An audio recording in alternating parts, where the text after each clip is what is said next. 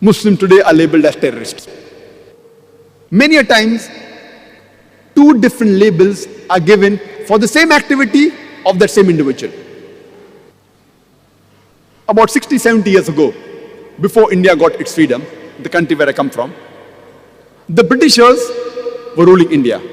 There were many Indians who were fighting for the freedom of the country. These people, by the British government, they were called as terrorists. But the common Indians, we call them as freedom fighters, as patriots. Same people, same activity, but two different labels.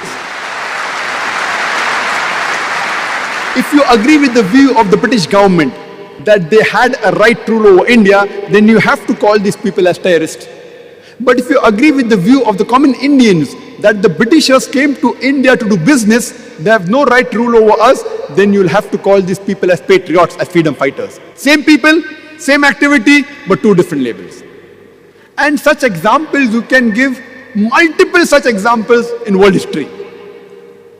A Dai should know, if there are many examples, which example should you use where, so that he understands. Because Quran says in Surah Al-Imran chapter 3 verse 64, Ta'alaw ila kalmatin sawa'in bainana bainakum. Come to common terms as us and you. The moment the Indians, when they call Muslim terrorists, and when I give this example, then they understand the picture better. 2 months back I was in UK, after the bomb blast, after 7th of July. There was supposed to be a grand conference. Tony Blair, Jack Straw was supposed to come. Last moment they didn't come. But the chief of police was there, the mayor was there. And there also I used example, but my examples were different. I said that in the 18th century, we know of the American Revolution. The Britishers were ruling America. There were many Americans who were fighting for the freedom. In 1776, they got the freedom. And top of the line were Benjamin Franklin, George Washington. They were called as terrorist number 1 by the British government. The person who was terrorist number 1, George Washington, later on, he becomes the president of USA. Imagine, terrorist number 1 becomes the president of USA. And he is an example for all the presidents to follow, including George Bush.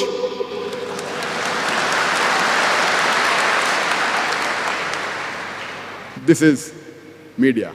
Terrorist number 1 becomes the president of the country which we look up upon. USA! USA's name comes most advanced country in the world.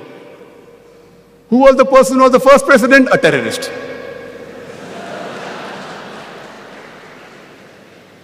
We have the example of Nelson Mandela. Before New South Africa was formed, South Africa was relieved from the white apartheid government.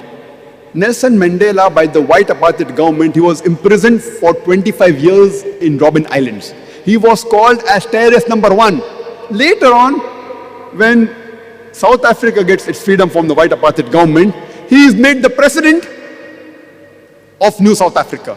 And later on, he gets the Nobel Prize for Peace. And he doesn't get a Nobel Prize for Peace for a new activity. Not that he was a terrorist first and then he did some good activities and a bad person has become a good person. No, no. For the same activity for which he was called a terrorist, after a few years, he gets the Nobel Prize for Peace.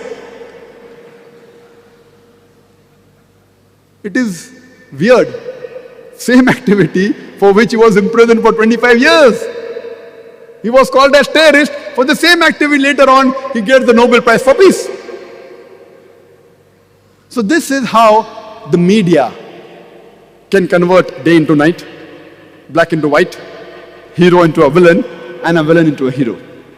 In short, whoever is in power, whatever he says, turns out to be the gospel truth. We know when Hitler was invading Europe, many countries were resisting. Even France, they resisted. These French people, by the Germans, they were called as terrorists. This is how the media paints a picture. Unfortunately, we Muslims, unfortunately, we are way behind. We should know how to turn the tables over.